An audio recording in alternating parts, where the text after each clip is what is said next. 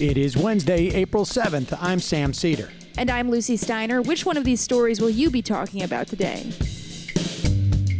Top former national security officials are calling on Congress to establish an independent commission to investigate the January 6th Capitol insurrection. The threat of a repeat performance, they say, is growing. Meanwhile, Arkansas becomes the first state to ban many medical procedures for transgender youth. State lawmakers even overrode a governor's veto in their campaign to take away rights from vulnerable people. And lastly, both sides appear pleased with progress so far in talks to re-engage a U.S. nuclear deal with Iran after Trump trashed it. The original deal was one of the Obama administration's greatest hits. You're listening to Majority.fm's AM Quickie, and these are the stories you need to know.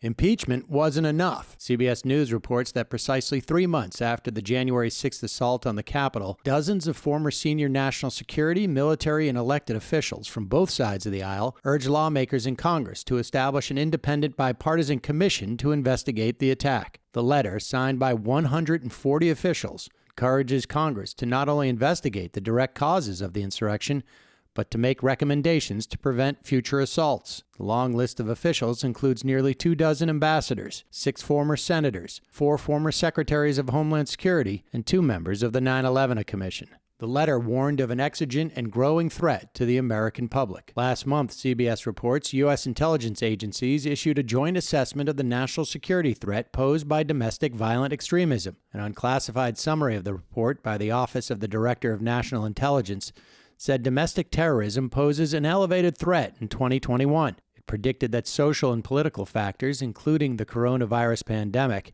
and the emboldening impact of the insurrection, will almost certainly spur domestic extremists to engage in further violence. But according to CBS, congressional efforts to create an independent commission have stalled. They hit a snag in February as Democrats and Republicans disagreed over the scope and structure of the review. Unable to find common ground on an independent commission, 7 House committees launched investigations into the federal government's handling of the attack in late March. The former officials who signed yesterday's letter warned that failure to establish such a commission would, quote, leave the Capitol and the nation vulnerable to future attacks, end quote, as if regular mass shootings don't make that perfectly obvious. Bad news for trans youth, their families, and their friends. Arkansas state legislators voted yesterday to pass the nation's first law banning gender-affirming medical treatments for transgender minors, overriding a veto from their governor and intense opposition from major medical organizations across the country, this according to the Washington Post. Arkansas legislators voted 25-8 in the Senate and 71-24 in the House to override the veto from Republican Governor Asa Hutchinson. The new legislation would prohibit doctors from providing transgender minors with medical care such as puberty blockers, hormone therapies, and transition-related surgeries, and from referring them for such treatments. The bill is part of a Republican-led wave of similar legislation in at least 17 other states seeking to restrict access to medical treatments for transgender minors. A day earlier, the Post reports, Hutchinson had stunned advocates by issuing a veto of the ban, calling it a vast government overreach. He said that if signed into law, the bill would interfere with physicians and parents, quote, as they deal with some of the most complex and sensitive matters involving young people, end quote.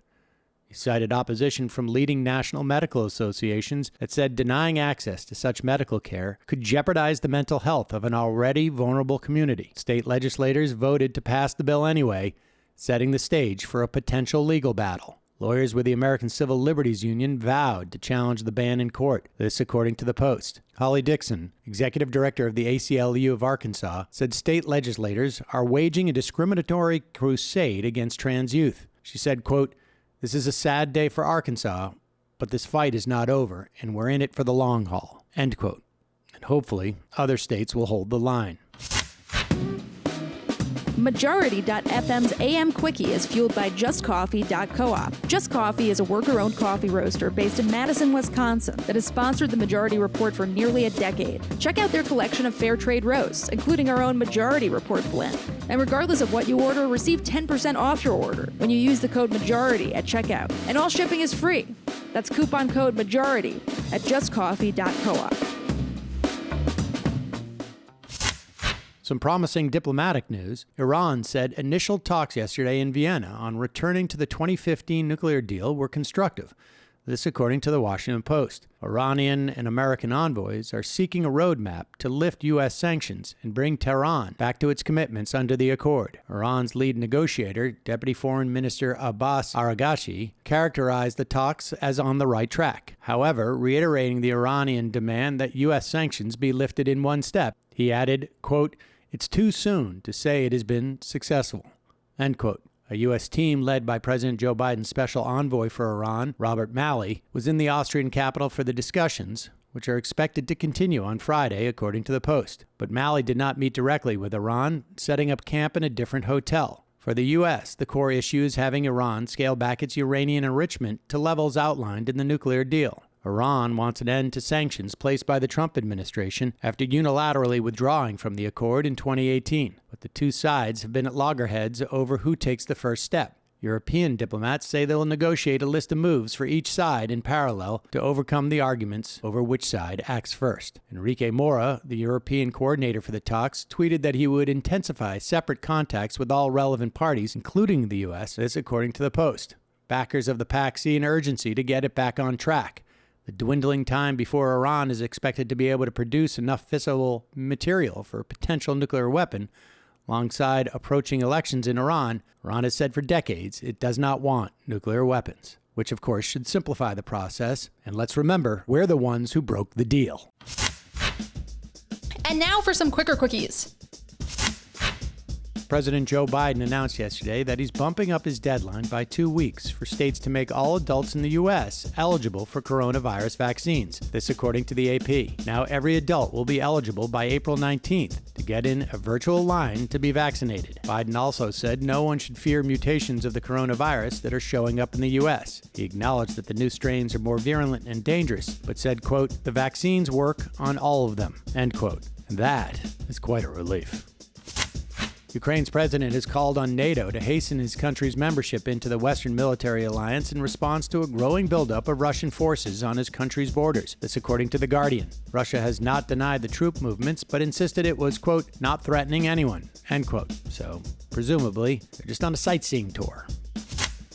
Embattled National Rifle Association Chief Wayne LaPierre feared for his safety after mass shootings in recent years, forcing him to take refuge aboard a friend's luxury yacht. This according to NBC News. LaPierre made the admission in a deposition connected to the NRA's bankruptcy case in Dallas. With any luck, he's prone to seasickness.